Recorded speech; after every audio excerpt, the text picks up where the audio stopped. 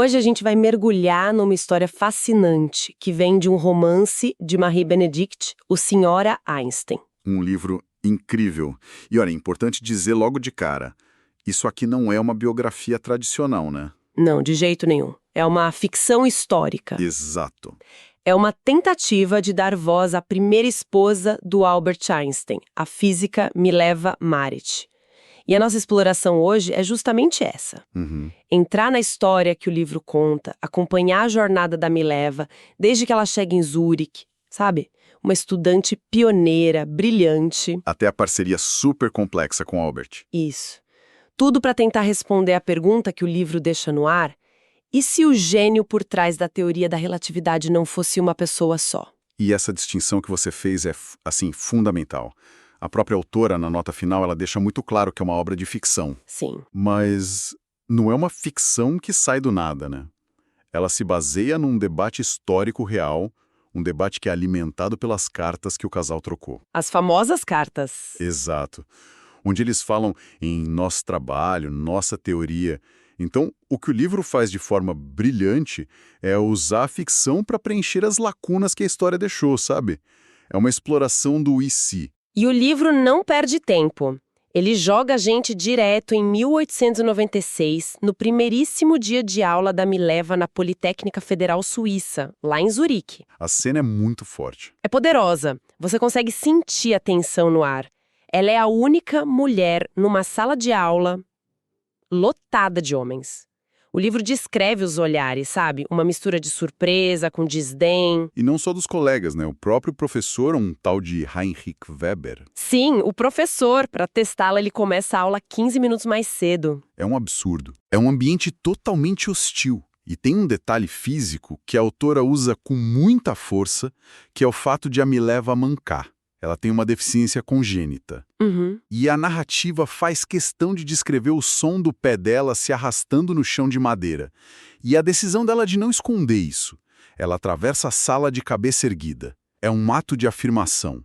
Como se ela dissesse: eu estou aqui, eu pertenço a este lugar, lidem com isso. Exato. Uma declaração de guerra silenciosa. E é no meio dessa tensão toda que acontece o primeiro contato com o Albert Einstein. Isso. Enquanto todos os outros homens na sala desviam o olhar por constrangimento ou desprezo mesmo, ele não.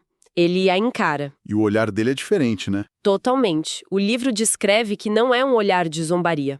É um sorriso de surpresa, até de admiração.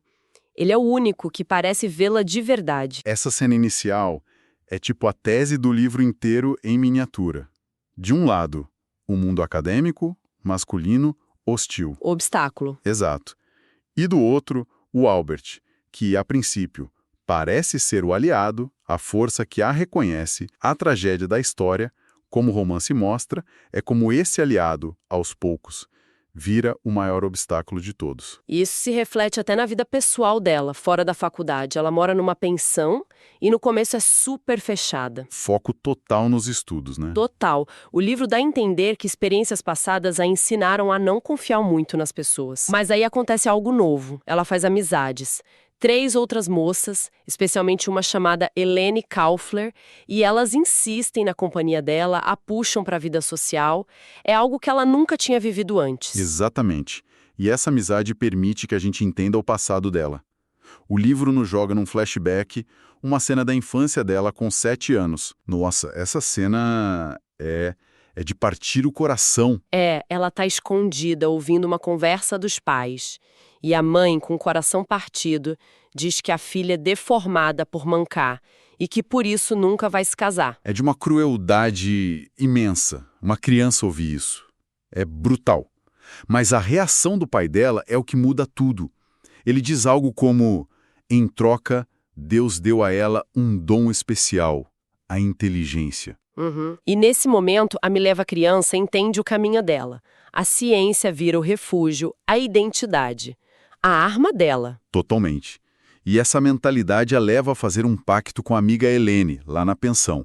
Elas juram que serão profissionais independentes na Suíça. Que vão se apoiar. Isso. E que não precisam do caminho tradicional do casamento para serem completas. Isso é muito importante porque mostra a ambição que a Mileva já tinha para si mesma, sabe? Ela não estava esperando um homem para salvá-la. Ela tinha o próprio projeto de futuro. E é aí que o Albert Einstein entra de vez na vida dela, não só como um colega, mas como algo a mais. A conexão deles é, antes de mais nada, intelectual.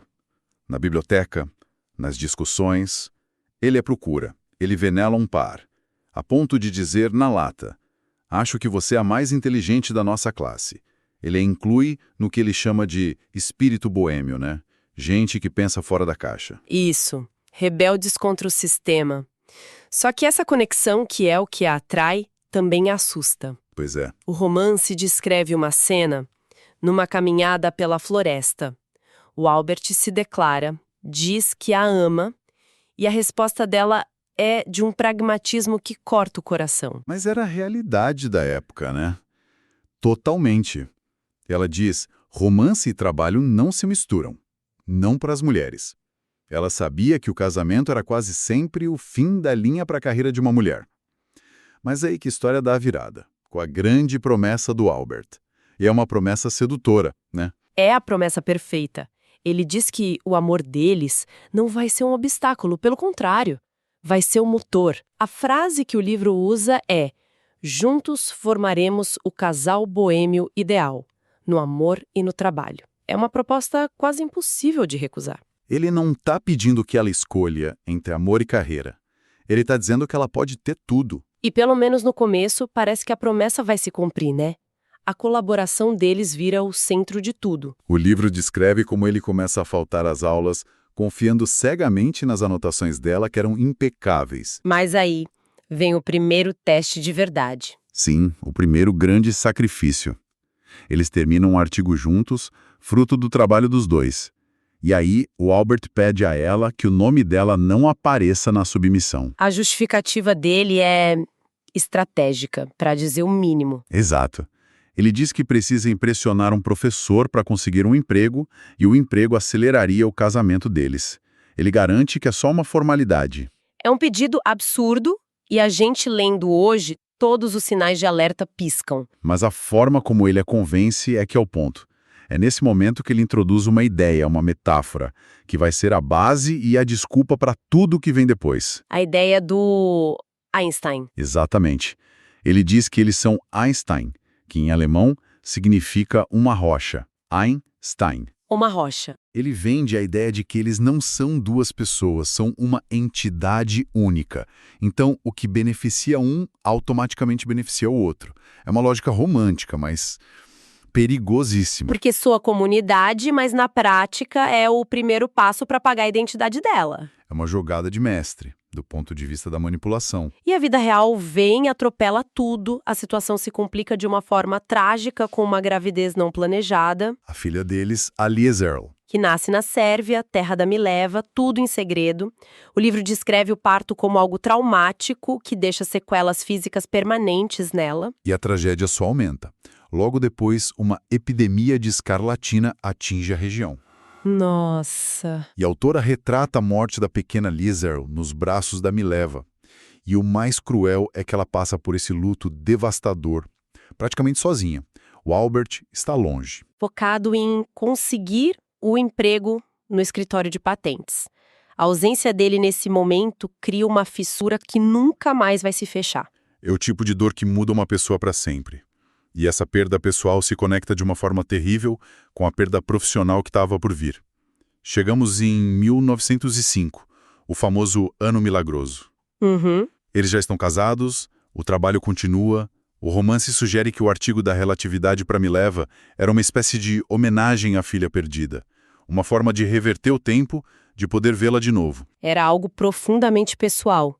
E aí o artigo é publicado, só com o nome de Albert Einstein. A cena da confrontação que o livro descreve é o clímax da desilusão. Imagino a dor.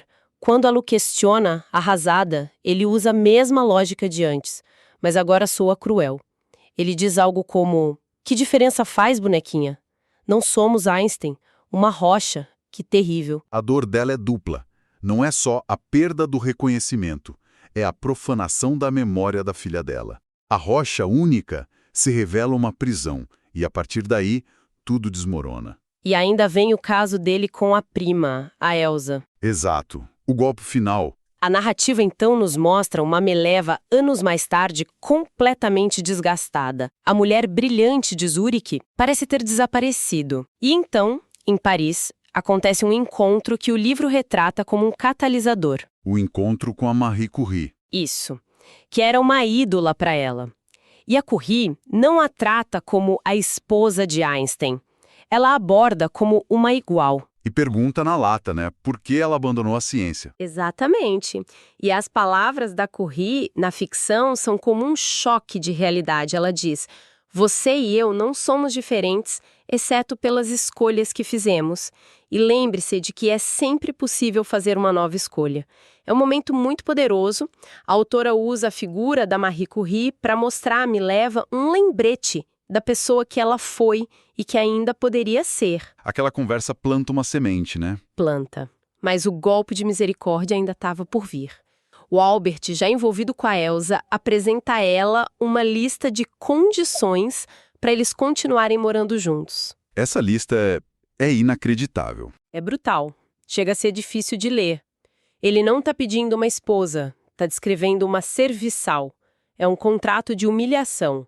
O livro detalha as regras. Ela deveria manter as roupas dele em ordem, servir 3 refeições por dia no quarto dele, não esperar nenhuma intimidade. E a regra mais cruel, parar de falar com ele imediatamente se ele pedisse. É a objetificação completa dela. Ele a reduz a uma função doméstica. E essa lista, essa humilhação final, é o que acorda de vez? Em vez de aceitar, ela se lembra das palavras da Marie Curie. Ela faz uma nova escolha. Ela decide ir embora. Pega os 2 filhos, o Hans Albert e o Eduard, e volta para Zurique, o lugar onde tudo começou. Ela encerra o casamento. E a narrativa termina de uma forma muito poética. Ela está no trem, se afastando, e começa a pensar nas leis de Newton, na física que era a paixão dela. Sei. Ela reflete que um corpo em movimento permanece em movimento a menos que uma força externa o desvie. E ela percebe que a trajetória da vida dela foi desviada por uma força externa, o Albert. Mas a terceira lei diz que para toda ação Há uma reação igual e oposta. e a partida dela, a sua decisão de se libertar, era essa força de reação.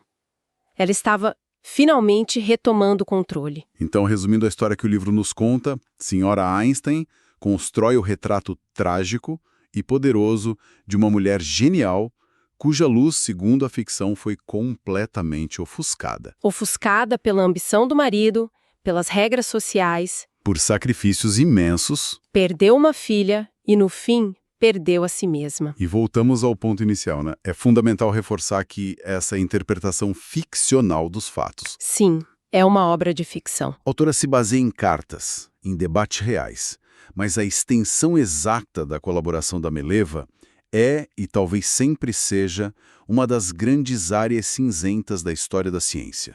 O livro não é um documento que prova a coautoria. Não. Ele é uma obra que nos convida a sentir o peso emocional do e se? E se a história dela tivesse sido diferente? Qual foi o custo humano por trás daquela revolução científica? É isso, o livro não dá uma resposta definitiva, mas nos deixa com uma pergunta, uma reflexão que vai muito além da história dos Einstein, né? Com certeza. Ao imaginar a vida da Mileva Marić, a gente é forçado a pensar: quantas outras rochas na história da ciência, da arte, da política foram, na verdade, formadas por mais de uma pessoa? Quantas contribuições essenciais, especialmente de mulheres, acabaram sendo absorvidas, apagadas e deixadas para sempre na sombra do parceiro mais famoso?